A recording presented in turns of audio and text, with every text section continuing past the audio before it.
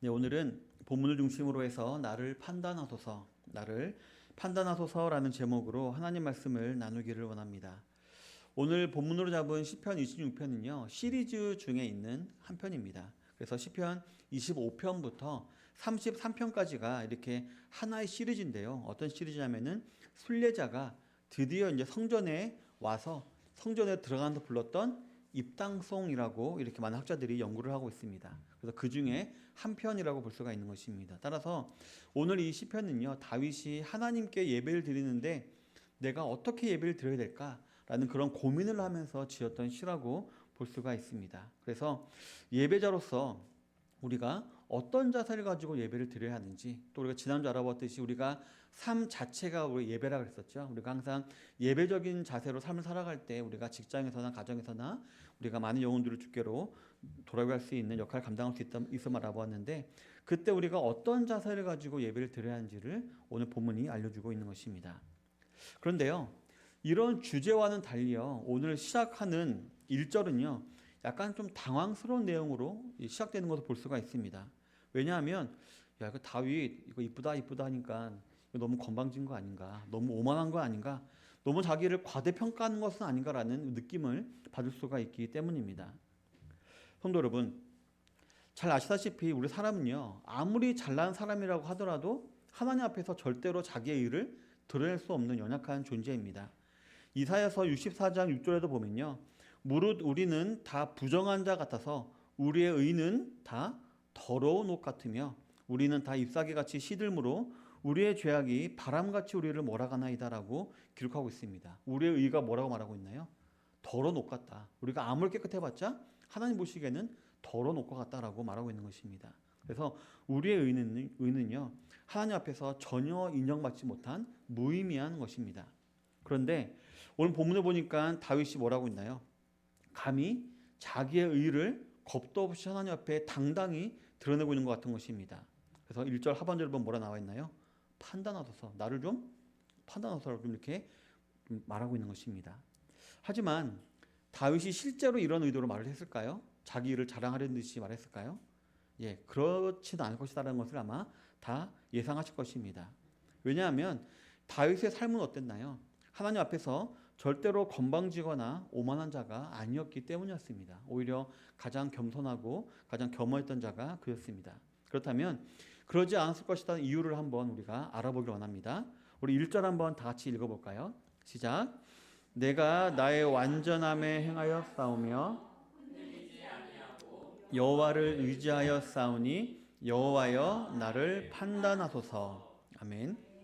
네, 다윗이 먼저 말하고 있죠. 나는 나의 완전함에 행했다라고 말하고 있습니다. 나는 퍼펙트했다라고 말하고 있는 것입니다.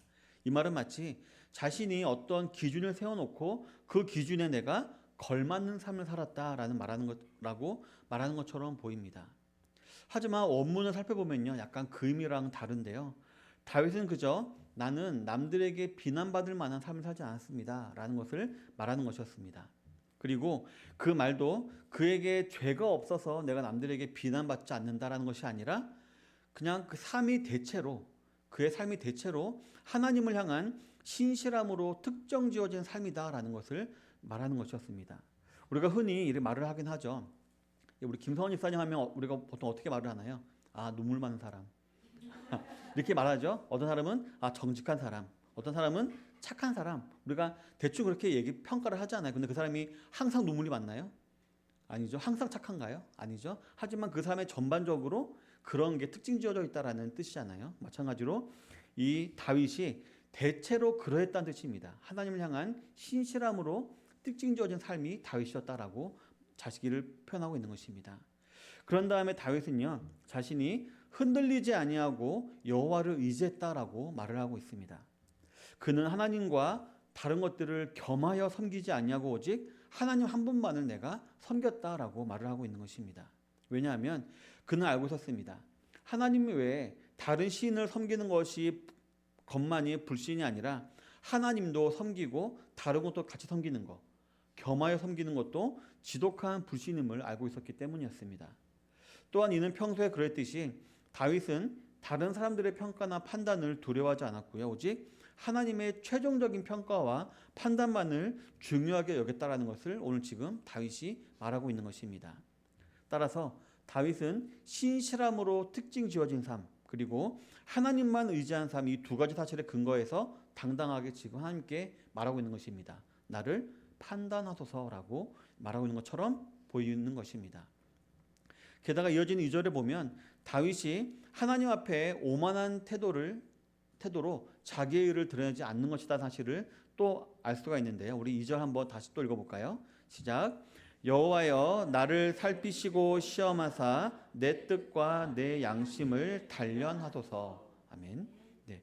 본문에 보면은 살피다, 시험하다, 단련하다 이 세 단어가 나오는데요. 이 세 단어는요 한 가지 의미를 그냥 다르게 표현한 것일 뿐입니다. 모두가 다 시험하다라는 뜻을 가지고 있는 단어인 것입니다. 하나님 저를 시험해 보십시오 라고 하는 것입니다. 근데 이 시험은 우리가 잘 알 수 있듯이 마귀가 하는 것, 우리를 넘어뜨리고 쓰러지게 하기 위해서 하는 유혹, 템테이션이 아니라 마치 우리가 시험을 왜 볼까요?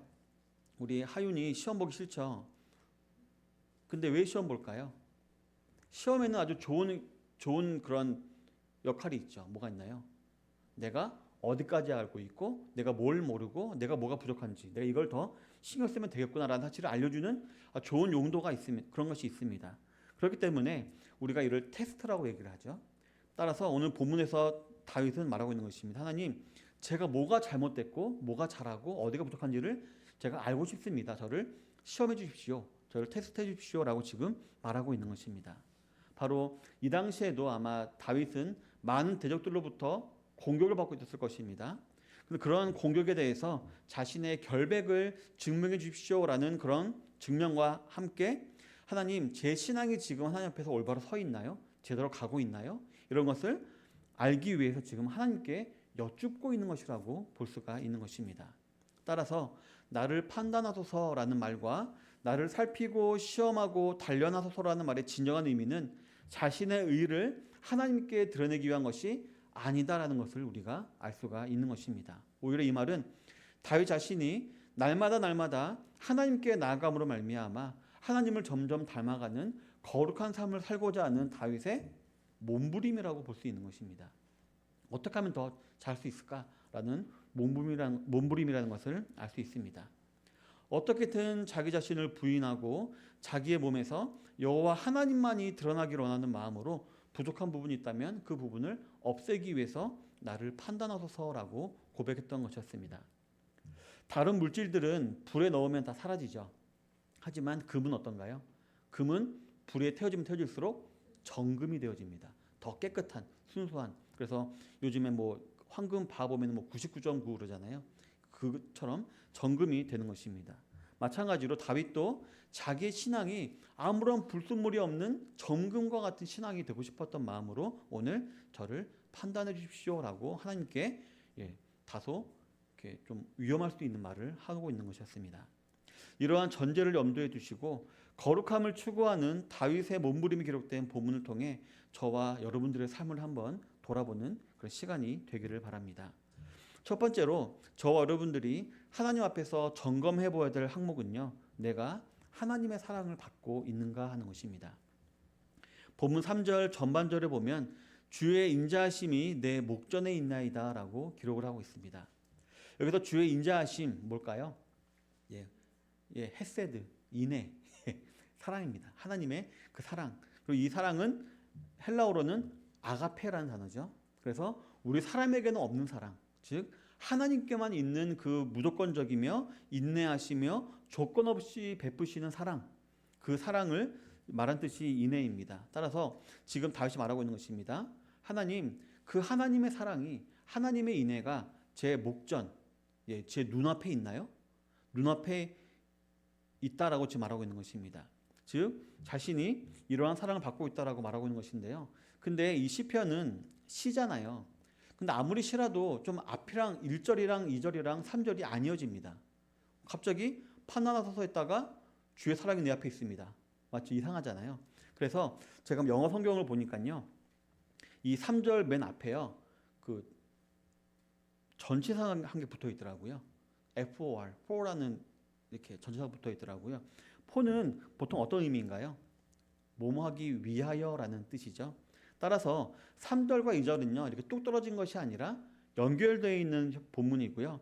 따라서 정확한 해석을 하면 주의 인자하심이 내 목전에 있게 하기 위하여라는 말이 이 3절을 제대로 이제 번역하는 것입니다. 그리고 이게 2절과 이어져 있다 그랬었죠. 그래서 2절과 함께 이어서 해석해 보면 하나님의 인자하심, 즉 하나님의 사랑이 항상 내 앞에 있게 하기 위하여 나를 살피시고 시험하사 내 뜻과 양심을 단련하소서라는 말이 되는 것입니다. 따라서 다윗은 하나님의 인자하심이 자신의 눈앞에 있는 것, 다시 말하면 다윗은 하나님께서 지금 나를 사랑하시는가를 알기 위해서 하나님 매 순간 나를 살피고 시험하고 단련하고 판단해 주시기를 원했다라고 지금 이 본문을 통해서 우리가 알 수가 있는 것입니다. 어떻게든 하나님의 관심을 끌고자 했던 다윗의 끈질김이 보이는 본문이라고 볼 수가 있는 것입니다. 성도 여러분, 그런데 이러한 다윗의 요구가요, 아까도 제가 잠깐 말씀드렸지만 약간 위험한 것이었습니다. 약간 또 무모한 것이기도 했습니다. 왜 그럴까요? 우리 사람들은 어떤가요? 아무리 뭐 공명정대한 재판관이라도 어떤가요? 요즘에 드라마 보니까 뭐 판사 이한영이라는 무슨 드라마도 있던데, 우리 사람은 어쩔 수 없이 이렇게 팔이 안쪽으로 굽죠. 예, 자기의 생각이나 자기의 주관이나 경험이나 혹은 뭐 자기의 뭐 어떤 뭐 정치적 성향이나 이런 걸 따라서 판결이 굽게 되어 있습니다. 그런데 하나님은 어떠신가요? 자신이 세운 법 때문에 어떤 일도 하셨나요? 자기 하나뿐인 아들까지도 죽이시는 분이 하나님이십니다. 따라서 하나님은 자신이 세운 법 앞에서는 조금의 타협도 없고요, 조금의 물러섬도 없습니다. 따라서 하나님 법 앞에 만약 조금이라도 어긋남이 있으면 어떨까요? 예, 만약 하나님께서 그에 합당한 판단을 내리신다면 그 상응하는 벌은 아주 혹독할 것입니다. 그래서 예전 어떤 목사님 하신 말씀이 기억납니다. 왜 지옥이 영원할까요? 천국은 영원한 게 이해가 가는데 왜 지옥도 영원할까요? 그만큼 하나님이 죄를 미워하신다는 얘기입니다. 우리 생각에 아무리 작아 보이는 죄라도 하나님께서 죄를 미워하시기 때문에 그 죄인들이 가는 지옥도 영원한 것입니다. 그런데요, 이 사실은요 다윗도 알고 있는 사실이었습니다. 다윗이 몰라서 천둥버거숭이처럼 이렇게 말한 것이 아니라 다윗도 이 사실을 알고 있었습니다. 왜냐하면 그는 이 사실조차도 경험적으로 알고 있었기 때문이었습니다. 다윗이 잠시 교만한 적이 있었죠. 그래서 인구조사를 합니다. 그래서 어떤 일이 벌어졌나요?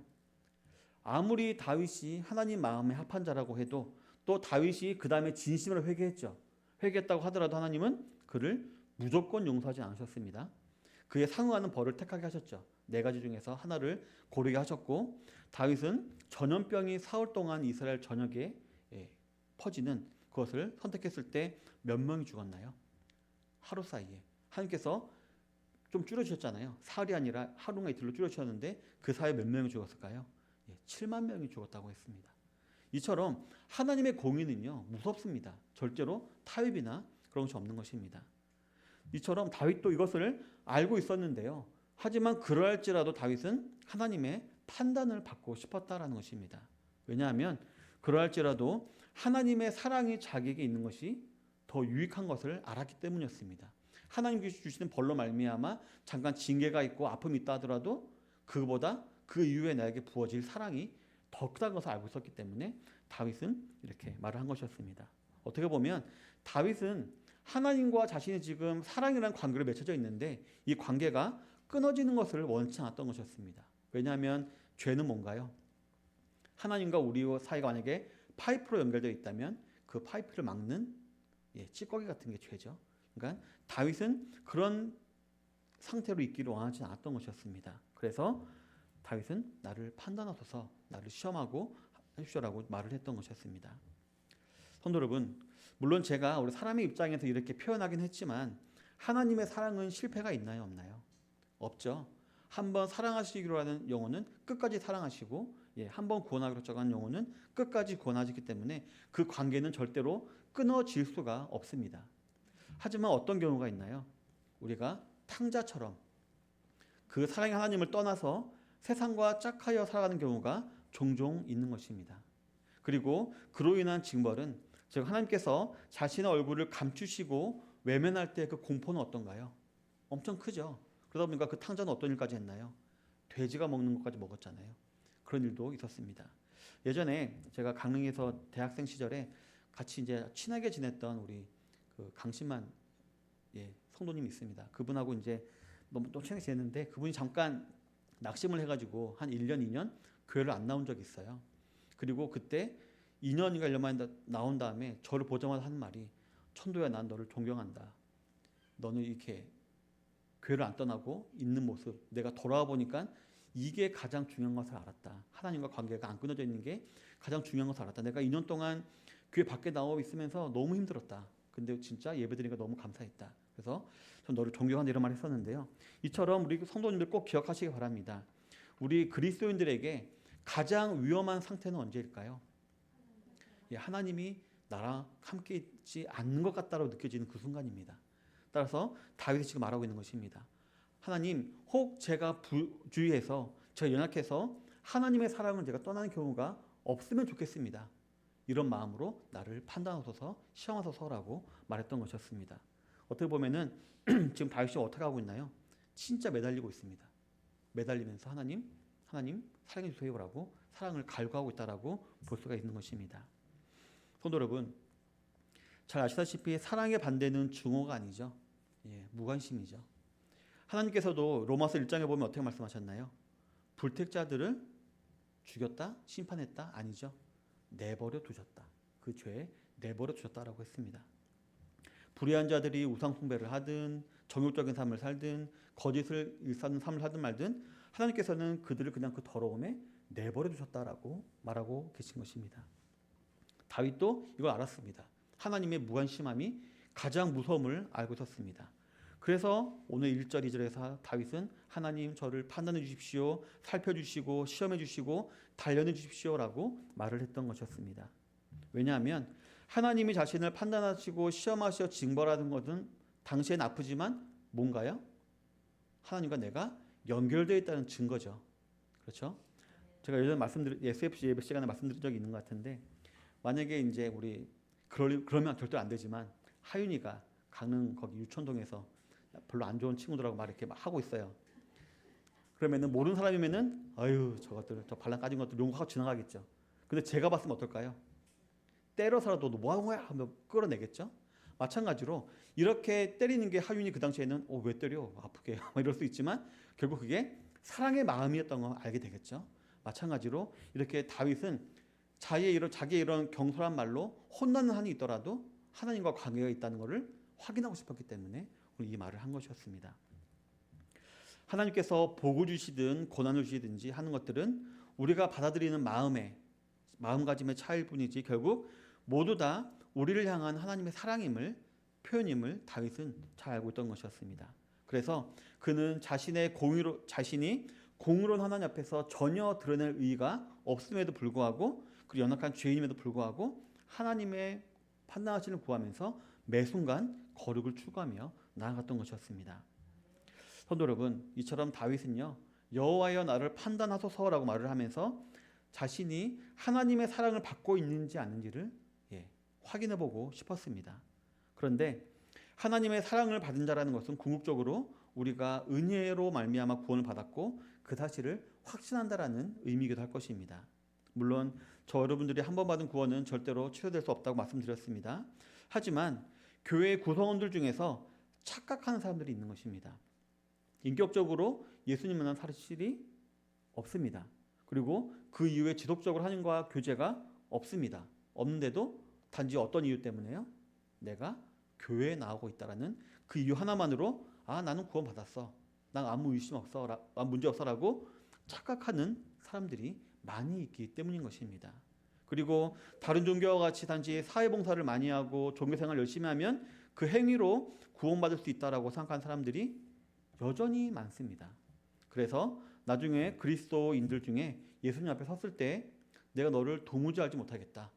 불법을 행하는 자들아 내게서 떠나가라 라는 말을 들을 자들이 너무나도 많이 있는 것입니다. 정말 무섭고도 불편한 진실이죠.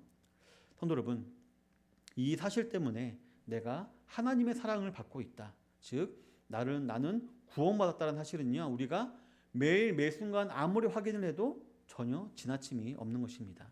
다시 말하면 내가 과연 다윗과 같이 나의 완전함에 행하였으며 흔들리지 아니하고 여호와를 의지했다는 사실을 내가 하나님 앞에서 당당하게 판단하고 살피시고 시험하고 단련해달라고 말할 수 있을까? 라고 자신을 한번 돌아보는 것. 이것은 너무나도 중요한 문제입니다. 왜 그럴까요? 저와 여러분들의 영원히 달린 문제이기 때문에 너무나 중요한 것입니다. 부디 우리 선양의 성도님들은 매일매일 삶 속에서 내가 하나님의 사랑을 받고 있는가? 사실을 확인해 보시는 성도님들이 되시기를 바랍니다. 그리고 그때마다 주시는 하나님의 구원의 확신 가운데 진정한 평안과 행복을 누리시는 삶을 사시는 모든 성도님들이 되시기를 바라겠습니다. 두 번째로 저 여러분들이 점검해 보아야 할 행복은요, 하나님의 말씀이 자기에게 영향을 주고 있는가 하는 것입니다. 본문 3절 하반절부터 5절까지 한번 읽어보겠습니다. 우리 내가부터 3절 내가부터 5절까지 한번 읽겠습니다. 시작. 내가 주의 진리 중에 행하여 싸우니 간사한 자와 동행하지도 아니하리이다. 내가 행악자의 집회를 미워하오니 악한 자와 같이 앉지 아니하리이다. 아멘. 이 3절 이 하반부도요. 그 2절과 똑같이 그 왜냐하면이라는 이 접속사로 이렇게 연결되어 있는 부분입니다. 그래서 이 3절 하반절도 앞에 2절과 이어서 다시 한번 해석해 보면 내가 주의 진리 중에 행하기 위하여 나를 살피시고 시험하사 내 뜻과 마음을 단련하소서라는 뜻이 되는 것입니다. 내가 주의 진리 중에 행하기 위해서 나를 살피시고 시험하시고 내 뜻과 마음을 단련하소서라는 의미가 됩니다. 즉 다윗은 자신이 하나님의 진리 가운데 행하고 있는지 아닌지를 하나님께서 살피시고 시험하셔서 혹 내가 지금 좌로나 우로나 치우친 상태에 있다면 다시 바른 길로 돌아올 수 있도록 해달라고 지금 말을 하고 있는 것입니다. 그래서 먼저 그는 이어지는 부분에서 자신의 행위를 아뢰입니다. 이 행위가 잘못된 건가요? 아닌가요? 물어봅니다. 그래서 뭐라고 말하고 있나요? 자기는 허망한 사람과 같이 앉지 아니했다라고 말하고 있습니다. 허망한 사람이라는요, 무슨 뜻이냐면은 속이는 사람, 거짓말쟁이를 말합니다. 사기꾼처럼 악한 의도를 가지고 남의 것을 빼앗고 죽이기 위해서 속이는 것을 말합니다.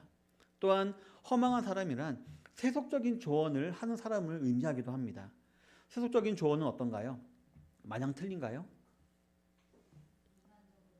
아닙니다. 그때는 맞을 수 있습니다. 맞죠? 이때는 맞고 이때 안 맞고 맞죠? 그런 거 있습니다. 그래서 예전에 뭐 지금 만약에 뭐 어떤 망한 뭐 기업이 있다면 5년 전에는 그 기업 주식사 맞는 말이죠. 지금은 아니죠. 이런 것처럼 세속적인 조언은 틀릴 수도 있고 맞을 수도 있는 그런 것입니다.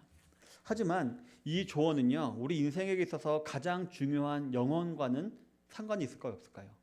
예, 없는 것입니다. 오직 사라질 이 땅에서만 필요한 것이기 때문에 결국 우리 사람을 속이는 것이 되는 것입니다. 그래서 요즘 우리 젊은이들을 가장 많이 속이는 단어가 뭔 것 같나요? 제 생각에는 도파민인 것 같습니다. 예, 도파민이 흐르는 것에 네 인생을 이렇게 해라, 뭐 그런 의미가 있잖아요. 그래서 그런 것처럼 우리 인생에서 가장 중요한 영혼과 상관없는 오히려 영혼을 가는 길을 막아버리는 이런 세속적인 조언을 우리가 하면 안 되는데 바로 이런 것들을 성경에서는 허망한 사람과 같이 앉지 아니했다라고 말하고 있는 것입니다. 그래서 어떤 분야에서도 죄악된 인간들의 생활 방식에 동화되지 않았다. 지금 다윗이 이렇게 말을 하고 있는 것입니다. 바보 같아 보일지라도 나는 말씀을 기준으로 해서 좌로나 우로나 치우치지 아니했다라고 말하고 있는 것입니다. 그리고 이어서 다윗은요, 내가 간사한 자와 동행하지도 않았다라고 말을 하고 있습니다. 이 간사한 자라는요, 그 위선자라는 뜻을 가지고 있습니다. 그래서 우리 성경에서도 보면 우리 예수님이 원하시는 마음이 어떤 마음인가요? 한 마음이죠. 갈리지 않는 하나의 마음이죠. 그래서 이 간사한 자는 두 마음을 가진 사람을 말합니다. 착한 척하고 선한 척하는 사람, 겉과 속이 다른 음흉한 자를 말하는 것입니다. 6일간 세상에서는 세상과 다를 바 없는, 아니 세상 사람들보다 더한 삶을 살아가면서도 주일에 교회에 와서는 거룩한 성도인 양 연기를 하기를 마다하지 않는 그런 사람을 말하는 것입니다. 따라서 다윗은 이러한 간사한 자와 제가 동행하지도 않았습니다. 같이 가지도 않았습니다라고 말하고 있는데요. 이 말은 내가 그들과 교제하지 않았습니다라는 의미가 되는 것입니다. 왜냐하면 그 금묵자흑이라는 말이 있죠. 뭐 먹을 가까이 하면은 이렇게 거머쥔다 말도 있듯이 어느새 자기도 물들게 되기 때문에 나는 그들과 동행하지 않았다, 교제하지 않았다라고 말하고 있는 것입니다. 행악자나 악한 자란 현재의 다윗의 대적이라고도 볼 수 있겠죠. 하지만 신학적인 의미로는요, 하나님을 믿지 아니하는 모든 사람들을 의미합니다. 그리고 그들의 집회란 정말 하나님이 중심이 있는 예배가 아니라 다른 모든 인간적인 모임 혹은 하나님을 빙자한 세속적인 모임을 말하는 것입니다. 그리고 그들과 같이 앉지 아니했다라는 말은 그런 불법적인 모임과 집회에 내가 참석하여 범죄한 일을 하지 않았다라고 말하고 있는 것입니다. 이 세 가지 사실은 다윗이 그 삶 가운데 항상 거짓 없는 삶을 살았다. 부족한 면이 있을지 몰라도 적어도 나는 거짓이 없는 삶을 살았다라고 지금 말을 하고 있는 것입니다. 그저 말로만 믿는다 하지 아니하고 범사에 하나님을 의지하는 삶을 살고 예배를 그 삶 가운데 놓는 예배 중심의 삶을 살았다라고 지금 말을 하고 있는 것입니다. 그래서 다윗은 이렇게 하나님 앞에 이 삶이 이러한 삶이 옳은가요 아닌가요라고 지금 아뢰고 있는 것이었습니다. 그리고 동시에 이 말은 뭘까요? 저와 여러분들도 이러한 구체적인 기준을 가지고 내가 진리 가운데 행하고 있는가 아닌가를 한번 살펴볼 것을 지금 권면하고 있다라는 것입니다. 성도 여러분, 주의 진리는요, 다들 아시다시피 하나님의 말씀을 의미합니다. 아직 성경이 완성되지 않았던 구약 시대에는 하나님께서 이상이나 꿈이나 기적으로 직접 말씀하시기도 하시고 또 선지자들을 통해서 하나님 말씀을 대언하기도 하심으로 말미암아 이스라엘 백성들이 올바른 길로 갈 수 있도록 인도하셨었습니다. 그리고 신약 시대에는 바로 그 말씀이 육체가 되어 오신 예수님과 그 예수님으로부터 가르침을 받은 사도들이 예수님의 말씀을 전파함으로 말미암아 그 말씀 가운데 흔들리지 않도록 하셨습니다. 현대에는 뭐가 있나요? 성경이라는 완성된 형태, 즉 하나님께서 우리 인간들에게 하시고자 하시는 모든 말씀이 기록된 성경, 우리가 원하는 말씀이 아닙니다. 하나님이 우리에게 하시고자 하신 말씀, 모든 말씀이 기록된 이 성경이 우리에게 주어져 있습니다. 그래서 그 성경을 통해서 어떻게 하시나요? 우리에게 비전을 주시고 그 진리로 행할 것을 말씀하고 계시는 것입니다. 이번 주에도 제가 이제 그 맥체인 성경 읽기 하는데 창세기거든요. 창세기 읽다가 깜짝 놀랐습니다. 내가 정말 몰랐던 사실이 있는 거예요. 그 이번 주에 제가 야곱에 대한 얘기를 읽었던 기억 나는데 그 야곱과 그 네 명의 부인들과 이렇게 뭐 하는 그런 얘기를 보면서 예전에는 전혀 읽어본 적이 없는 것 같은 새로운 본문이 있는 것 같은 그 느낌을 제가 받았습니다. 그걸 볼 때에 정말 우리가 말씀은요, 우리가 지금 읽고 지금 묵상해도 날마다 새로운 우리에게 그런 깨달음을 주고 비전을 주는 줄로 믿습니다. 성도 여러분, 그런데요, 이 기록된 성경 말씀이 그리고 지금 선포되어지고 있는 말씀이 여러분의 삶 가운데 확실히 영향을 끼치고 계신가요? 그리고 이 성경 말씀들이 우리 성도 여러분들 마음 가운데 항상 예민하게 받아들여지십니까? 이 사실을 한번 진지하게 고민해 보시기를 바랍니다. 혹시 말씀을 읽었는데도 불구하고 말씀이 선포된 것을 들었음에도 불구하고 내 짧은 이성이라는 잣대와 짧디 짧은 경험으로 이 선포되어진 말씀과 기록된 성경이 하나님 요건 아닌 것 같아요. 요건 좀 너무한 것 같아요. 이런 식으로 우리가 제한하거나 왜곡하거나 무시하고 있지 않은지 한번 우리가 돌아볼 필요가 있을 줄 믿습니다. 혹은 이 말씀을 단지 자기 개발 서적과 같은 참고서 정도로만 우리가 이 성경을 사용하지 않았는지 한번 우리가 돌아볼 줄 알아야 할 줄 믿습니다. 왜냐하면 산속에 있는 중들도요, 성경을 읽는데요.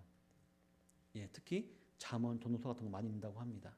그래서 그런 말 들은 적이 있는데요. 이처럼 성경에는 분명히 윤리적인 말씀도 기록이 되어 있긴 하지만 분명히 하나님께서는 성경을 통해서 우리에게 말씀하자 하시는 것이 따로 있고요. 단지 그것은 윤리적인 것만은 아닙니다.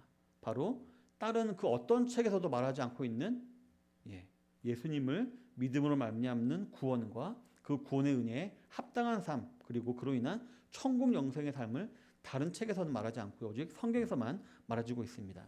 그래서 이것이 성경의 무엇일까요? 매력이죠. 남들에게는 없는 성경에만 있는 매력, 바로 예수님과 예수님 믿음으로 말미암는 구원과 천국, 이런 것이 우리 성경, 우리 기독교에만 있는 매력인 것입니다. 성도 여러분, 이 매력을 찾으셨나요? 성경 가운데 매력을 찾으셨나요? 이 매력은 저 여러분들의 영생을 좌우하는 문제이기 때문에 찾아도 그만 안 찾아도 그만의 문제가 아닙니다. 반드시 찾아내고 확인을 거듭해야 되는 그런 문제인 것입니다. 그렇기 때문에 어떤가요? 신앙생활이 하면 할수록 어떻게 되는 것 같나요? 쉬워지나요? 아니죠. 점점 어려워집니다. 왜냐하면 옛날에는 그냥 잘 지냈는데 근데 말씀 알아갈수록 이것도 죄였네라는 것을 알게 되죠. 그러면은 점점 우리 삶 가운데 제한이 많아지고 우리가 이 해야 될 일들을 마주하다 보면은 정말 신앙생활을 하면 할수록 어려워지는 것 같다라고 말을 하는 것입니다. 하지만 그러함에도 우리 선영의 성도 여러분, 항상 말씀의 거울 앞에 자신을 비춰보시기를 바랍니다. 그리고 혹시 내가 알게 모르게 지은 죄가 있지는 않은지, 내가 진리 가운데 행한다라고 하면서도 비진리 가운데 행하고 있는 것은 아닌지 한번 자기를 살펴보시기를 바랍니다. 그래서 내가 하나님과 올바르게 관계가 맺혀져 있는가 살피시는 우리 모든 성도님들이 되시기를 바라겠습니다. 한번 우리 6절 읽어볼까요? 6절만 읽어보도록 하겠습니다. 시작. 여호와여, 내가 무죄함으로 손을 씻고 주의 제단에 7절까지 읽겠습니다. 감사의 소리를 들려주고 주의 기이한 모든 일을 말하리이다. 갑자기 시가요 분위기가 바뀌어버리죠. 어떻게 바뀌나요? 감사와 찬양으로 갑자기 이렇게 바뀌고 내가 주님께 더 경배하고 더 헌신하겠다라는 이런 맞죠? 분위기가 확 바뀌어버리죠. 왜 그럴까요? 왜 이렇게 분위기가 바뀌었을까요? 저는 이렇게 믿습니다. 다윗이 이렇게 시를 적어 내려가는 가운데 5절과 6절을 기록하는 사이에 응답 받은 거예요. 하나님께서 너는 의롭다. 내 눈에 너는 합당하다. 이런 응답을 받았으면 그런 갑자기 너무 기쁜 나머지 하나님께 감사와 찬양과 헌신의 그런 것이 나오게 되는 것입니다. 근데 시편을 살펴보면요 이런 부분 되게 많습니다. 다윗이요 막 대적을 욕하다가 갑자기 찬양하는 부분도 있고요. 하나님 제가 눈물로 이렇게 베개를 적십니다 하다가 갑자기 또 찬양이 나오는 부분이 있습니다. 이 부분이 다 기도하는 와중에 다윗이 응답을 받은 것입니다. 그러니까 그것을 그대로 옮겨놓은 거라고 저는 믿습니다. 이 부분도 지금 다윗이 하나님께 저를 판단해 주십시오. 저를 이렇게 시험해 주십시오라고 기도하는 와중에 넌 의롭다. 너는 합당하다라고 하나님의 기도 응답 받았기 때문에 지금 바로 이렇게 분위기가 확 바뀌는 것입니다. 그래서 이처럼 하나님의 마음에 합한 기도는 이렇게 빨리 응답을 받게 되는 것 같습니다. 그래서 6절에 보면 다윗이 말합니다. 손을 씻고 주의 제단에 두루 다니며 라고 말하고 있습니다. 그리고 8절에 보면 주께서 계신 집과 주의 영광이 머무는 곳을 사랑한다라고 말하고 있습니다. 아까 제가 말씀드렸죠. 이 시편 26편이 포함된 것이 하나님의 성전에 올라가는 그 순례자가 성전에 올라가는 그런 입당성이라고 그랬었죠. 따라서 지금 다윗은 이렇게 그런 기쁜 마음을 가지고 예배에 올라가면서 이렇게 시를 읊으면서 말하고 있습니다. 그래서 8절에 보면 주의 제단, 주의 계신 집, 주의 영광이 거하는 곳 이런 말이 나오는데 뭘 상징할까요? 바로 우리 선양교회를 뜻하는 줄로 믿습니다. 이처럼 다윗은 의롭다라는 판단을 받은 만큼 더욱더 교회에 모이기 했다는 것입니다. 다윗은 너는 의롭다, 합당하다는 말은 들은 이후에 아싸 잘됐다 하고 세상으로 나간 것이 아니라 더 교회에 나오기 힘쓰고 더 말씀 많이 듣기 힘쓰고 주님 앞에 나오기를 힘썼다라는 것입니다. 그래서 맨 처음에 6절에 보면 손을 씻고라고 했죠. 이거는 뭐냐면은 내가 하나님께 나아갈 때 그냥 나가지 않겠습니다. 하나님께서 말씀하신 모든 율례와 법칙을 제가 다 지키겠습니다라는 의미가 있습니다. 왜냐하면 이 손 씻고라는 것은 뭐라 그럴까요? 정결의식 그렇기 때문에 이거는 제사와 관련된 것이잖아요. 그래서 제가 하나님께 나갈 때 하나님 법을 다 지키겠습니다라는 의미가 있는 것이었습니다. 내가 아무리 하나님 앞에서 옳다라는 판단을 받았지만 그래도 나는 겸손히 하나님의 말씀과 법에 순종하는 삶을 살겠습니다.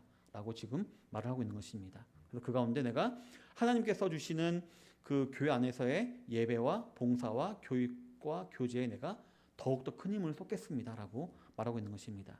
쉽게 말하면 하나님 중심, 성경 중심, 교회 중심의 삶을 공고히 했다는 것입니다. 또한 이어서 7절에 보면 감사의 소리를 들려주고 라고 했습니다. 이는 다윗이 하나님께 자신의 감사를 돌려드린다는 뜻으로서 자신의 깨달은 감사의 제목들을 주님 앞에 나와 신앙 고백도 하고 우리 선역교회는 간증도 있죠. 간증도 하고 헌금도 하고 헌신도 한 등으로 하나님께 돌려드리겠다라고 지금 말을 하고 있는 것입니다. 그리고 7절 하반절에 보면 주의 기이한 모든 일을 말한다 라는 말과 12절에 무리 가운데서 여호와를 송축하겠다라는 말은 내가 내 입으로 다른 것을 말하지 아니하고 이 놀라운 일을 찬양하겠다, 전하겠다. 뭘까요? 내가 전도하겠다. 내가 주변 사람들이 이 사실을 전함으로 말미암아 복음을 전하겠다라는 그런 의미가 된다는 것입니다. 내가 예수님의 증인이 되겠다, 복음의 증인이 되겠다라고 말하는 것입니다. 나를 판단하소서라고 말하며 날마다 하나님 앞에서 거룩한 삶을 살길 소망했던 다윗이 이처럼 그 기도에 응답해 주시는 하나님을 경험하게 되자마자 감사와 찬양과 경배와 헌신이 그의 삶 가운데 자연스럽게 넘쳐난 것입니다. 누가 해라가 아니었어요. 자연스럽게 나타난 것이었습니다. 성도 여러분, 여러분들은 어떤가요? 이미 십자가의 공로로 인하여서 하나님으로부터 의롭다 칭함을 받으신 줄로 믿습니다. 게다가 요한 1서에 보면 만일 누가 죄를 범하면 아버지 앞에서 우리에게 대언자가 있으니 곧 의로우신 예수 그리스도라라고 기록하고 있듯이 하나님과 우리 사이에 영원한 중보자가 되시는 예수님, 그리고 그분을 말미암아 우리는 연약할지라도 어제도 죄를 짓고 지금도 죄를 지었을지라도 우리는 어떤 존재인가요? 의인이죠. 의로운 존재이죠. 그래서 하나님 앞에서 언제든지 넌 의롭다라는 판단을 받게 되는 자들인 것입니다. 물론 자백과 회개가 필요하죠. 하지만 그러면 우리는 의로운 자임에는 변함이 없습니다. 그렇다면 저 여러분들에게도 어떤 자세가 필요할까요? 다윗과 같은 자세가 필요하겠죠.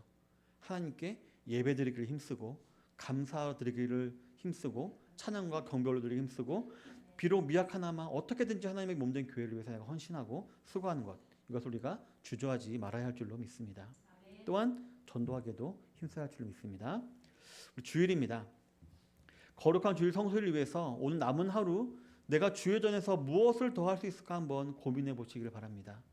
혹시 내가 다른 성도들과 불화한 일이 있다면 가서 화해도 하시고, 또 주일에 맡은 직분 감당에 부족함이 있었다면 잘 마무리하셔서 세상적인 안식과 휴식이 아니라 주님 안에서 주님이 주시는 참된 안식을 누리시는 주일이 되시기를 바랍니다. 그래서 다음 주에도 하나님이 각종 예배와 모임 가운데 쏟아 부어주실 은혜와 사랑을 기대하고 또 깨닫고 감사와 찬양과 경배와 헌신이 넘치는 주일이 되시기를 소망하시는 성도님들이 되시기를 바라겠습니다. 그리고 이런 마음은요, 교회에서만 멈춰서는 안 됩니다. 성전 안에서만 멈춰서는 안 되고요. 우리가 각자 처한 상황 속에 있습니다. 그 상황 속에서 예수 그리스도의 증인의 삶을 사는 데까지 나아가야 합니다. 그래서 우리 사람의 제일 된 목적이 무엇인가요? 하나님을 영화롭게 하며 그를 영원토록 즐거워하는 삶, 그 삶을 교회에서뿐만 아니라 일상생활에서도 살아가시는 성도님들이 다 되시기를 바라겠습니다. 성도 여러분, 오늘 설교 제목으로 잡은 다윗의 나를 판단하소서라는 말은요, 거룩하게 살고 싶은 다윗의 처절한 몸부림이라고 우리가 알아보았습니다. 이처럼 하나님은요, 자기에게 찾아와서 사랑을 요구하고 하나님의 영광을 위해서 자기의 모든 것을 드리고자 하는 그런 성도들을 어떻게 하실까요? 약간 부담스러운데 그러시는가요? 아닙니다. 절대로 무시하지 않으십니다. 우리 아버지이신 하나님은요, 절대로 세상의 아버지와 같이 연약하고 무능한 인간이 아니라 완전하시고 사랑이 충만하신 하나님이시기 때문에 우리가 구한 것보다 어떻게 하시나요? 더 좋은 것으로 우리에게 풍족하게 주시는 분이십니다. 뭘까요? 바로 성령님을 우리에게 보내주셔서 우리를 충만케 하시고 우리를 만족해 하시는 분이신 것입니다. 날마다 하나님을 닮아가시는 성도님들이 되시기를 바랍니다. 그래서 거룩한 삶을 살기 원하는 저 여러분들에게 이렇게 거룩한 몸부림이 있기를 바랍니다. 그래서 11절과 12절에 기록되어 있듯이 하나님께서 우리를 속량하셨고 은혜를 베푸셨고 결국 우리의 발을 평탄한 데에 서게 해주실 것이다. 즉 천국에 우리를 불러주실 것이다 사실을 굳게 믿는 성도님들이 되시길 바랍니다. 그래서 다른 무엇이 아니라 이 사실로 말미암아 우리 삶 가운데 참된 평안을 얻게 되시는 성도님들이 되시길 바랍니다. 내가 조금 돈이 많고 집이 좋고 이런 것에 평안을 얻는 것이 아니라 내가 지금 하나님의 은혜를 받고 있구나, 내가 성령 받았구나, 구원 받았구나, 내가 저 천국에 내 집이 있구나, 갈 곳이 있구나. 이 사실로 말미암아 매일매일을 평안한 가운데 살아가시는 성도님 되시길 바랍니다. 이런 하나님을 기대하시고 매일매일 하나님께서 부어주시는 은혜로 말미암아 기쁨과 즐거움이 넘치시는 행복한 삶을 살아가시는 모든 선양교회 성도님 되시기를 주님의 이름으로 축원합니다. 다 같이 기도하도록 하겠습니다. 받은 말씀을 기억하면서 기도하도록 하겠습니다. 오늘 다윗과 같이 하나님과 내가 사랑의 관계로 맺어져 있는지, 하나님의 말씀에 내가 순종으로 반응하고 있는지, 내가 말씀과 제대로 관계되어 있는지 돌아보는 가운데 하나님의 놀라운 아버지 우리의 그런 응답과 또 기쁨과 또 평안을 누리는 한 주가 될 수 있게 해달라고 다 같이 기도하도록 하겠습니다. 하나님 아버지 참으로 감사드립니다. 오늘 시편 20편 말씀을 통하여서 다윗의 아버지 처절한 몸부림을 우리로 하여금 보게 하심을 참으로 감사드립니다. 아버지 하나님, 이 세상의 모든 것들을 다 가졌던 왕이었던 다윗도 가장 처절하게 구했던 것은 바로 하나님의 사랑이었습니다. 하나님의 말씀이 내 삶 가운데 올바른 역할을 감당하고 있는지를 바랬었습니다. 아버지 하나님, 우리도 다윗과 같이 하나님의 사랑이 우리 안에 거하고 있는지, 우리가 주의 말씀을 그 말씀답게, 진리 말씀답게 우리가 받아들이며 그 말씀을 살아가고 있는지를 아버지 하나님 우리가 구하기 원합니다. 남들이 보기에는 참 답답하고 어리석은 삶처럼 보일지 모릅니다. 하지만 아버지 하나님, 영혼을 주장하시는 하나님께서 우리를 위해 놓으신 천국을 우리가 바라볼 때에 우리가 하나님의 사랑과 연결되어 있고 하나님과 관계가 있고 그 말씀대로 행하는 것은 아버지 하나님 답답하고 아버지 하나님 어리석은 것이 아니라 너무나도 지혜롭고 너무나도 복된 삶인 줄로 믿습니다. 우리 삶 가운데 사실을 굳게 깨달게 하여 주십시고 그 가운데 하나님의 놀라운 은총을 받아들이는 될 수 있도록 아버지 하나님 인도하여 주시옵소서. 아버지 하나님께서 저희들의 마음을 붙잡아 주셔서 세상으로 아버지 마음이 나누지 않게 해 주시옵시고 오직 하나님께만 마음이 온전히 향하게 되는 모든 선양교회 성도님 될 수 있도록 아버지 인도하여 주시옵소서. 하나님 아버지, 하나님께서 우리를 사랑하시는지 아버지 우리가 매일매일마다 확인하기 원합니다. 그래서 그 사랑 안에 우리가 거하기를 원합니다. 아버지 하나님, 주의 말씀이 우리 삶 가운데 진정한 아버지 하나님 정말 그 캐논으로 또 우리 기준으로 서 있는지 우리가 확인해 보기 원합니다. 그래서 오늘 우리도 매일매일을 좌로나 우로나 치우치하지 아니하고 주의 길로 걸어가서 결국 하나님께서 우리를 위해 예배해 놓으신 천국까지 우리가 인도받기를 원합니다. 성도님들 매일매일마다 이 사실을 기억하며 하나님 앞에서 자신을 돌아보는 아버지 하나님 지혜로운 모든 손님 될 수 있도록 함께하여 주시옵소서. 이제는 우리 주 예수 그리스도의 은혜와